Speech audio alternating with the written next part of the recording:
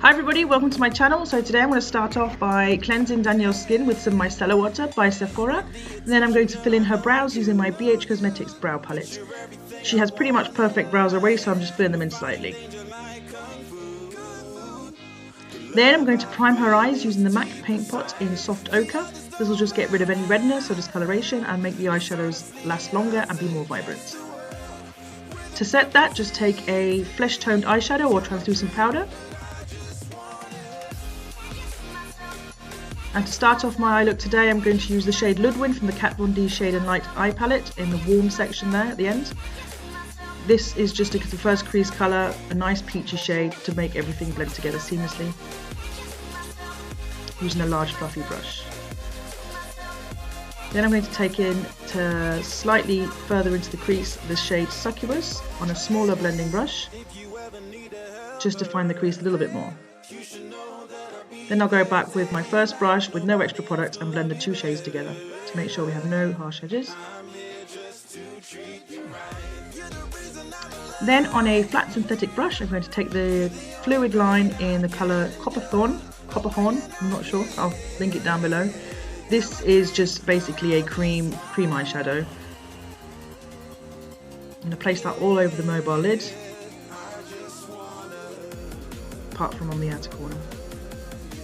Then I'm going to take the shade Citry from the same quad in the same eyeshadow palette, it's just the darkest brown in that section, and take it to the outer V and define the crease a little bit more. For this I use a small blending brush, the MAC 221. Then I'm going to line the upper then I'm going to line the upper lash line with a eyeliner brush and some black eyeshadow, nothing too strong for this look.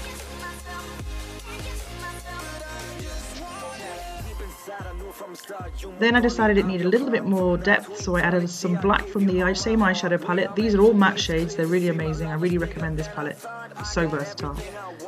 So taking that matte black shade, I'm just blending it into the outer V slightly. I didn't want to make this too intense, this look. That brush, on top of the Fluidline, I'm going to pat on some Copper Sparkle, which is a loose pigment by MAC.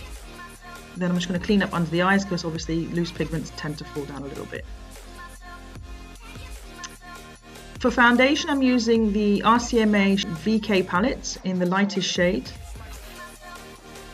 And I mixed it with a mix-in medium. This is quite a dewy foundation when mixed with a mix-in medium, but it's perfect for Danielle's young skin. It's got so much pigment in it that you don't actually have to use a lot. It's amazing stuff. I really recommend it for makeup artists because it's got so many different shades and tones. I'm just going to blend that in using a damp Real Technique sponge, and then I'm going to colour correct slightly under the eyes with the Benefits Erase Paste. It's more of a concealer, but it does have a salmony tinge to it, so I find it does colour correct a little bit for the dark circles. And then on top of that and down the bridge of the nose, forehead and chin, I'm going to highlight a little bit with the MAC Select Moisture Concealer in NC15. I'm blending that in with my sponge. I didn't want to use anything too heavy on Danielle. As I said, she has pretty perfect skin. Just wanted to give her a nice glowy, uniform look. Then I'm going to set the face using the MAC Mineralize Skinfinish in medium. Just lightly dust that on, and then I'm going to go in and do the lower lash line with the same shades that I used for the upper eyelids. Ludwig, Succubus and Citry in that order. I'm going to link the brushes that I use down below. I guess they're really affordable by Avoni, and I think that you get some really good eye brushes in that are basically replicas of the Sigma ones. So yeah, keep the darker shades as close to the lash line as possible. Use a flat definer brush, and then I'm going to line the lower lash line with the Aqua XL by Makeup Forever in the brown shade. I'm sure it's got a fancier name than that, but to me it's just brown. And then I'm going to contour using my NARS Eater brush and using the Anastasia Beverly Hills contour kit in medium, light medium. The contour was a little bit harsh here, so I tried to blend it out using a large fluffy brush.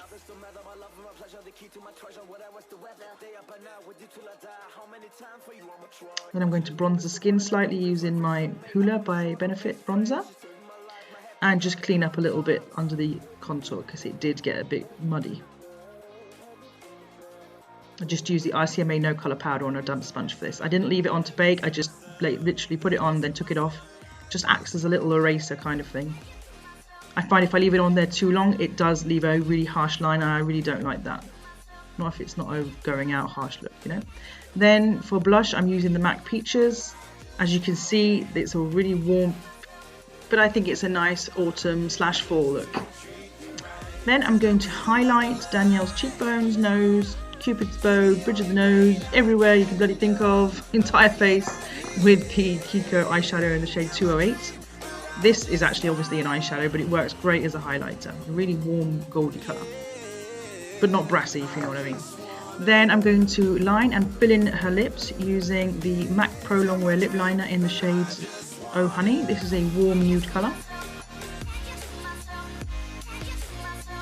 And then on top of that, I'm going to put the shade Kinda Sexy MAC Lipstick. Very similar to this lip liner.